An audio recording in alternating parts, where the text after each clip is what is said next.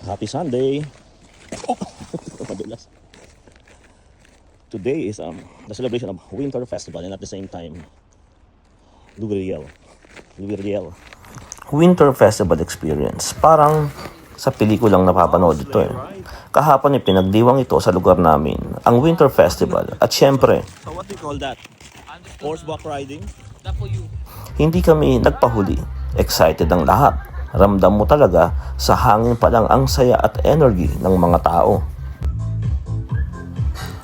Pinakaabangan ng sleigh ride. Grabe, ang gaganda at ang maskulado ng mga kabayo. Parang pwedeng isali sa karera.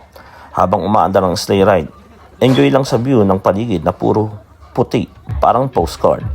Habang naghihintay kami ng turn namin, syempre, picture muna.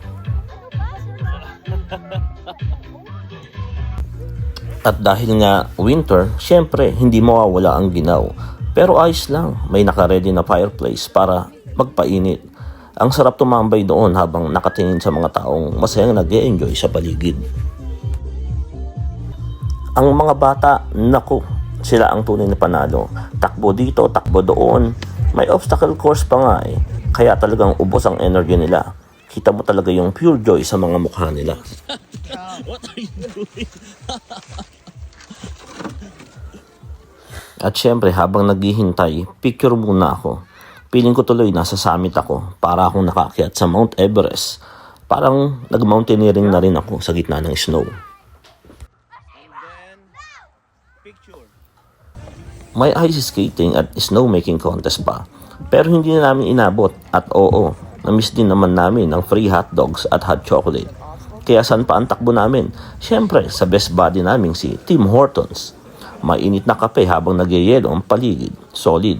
At pagdating ng gabi, doon na ang highlight, fireworks. Habang sumasabog ang mga ilaw sa kalangitan, napaisip ako, ang saya pala talaga ng winter kapag kasama mo ang pamilya at marunong kang mag-enjoy sa simpleng bagay.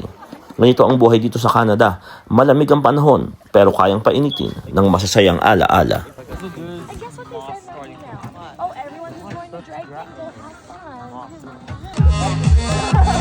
There's so many wood.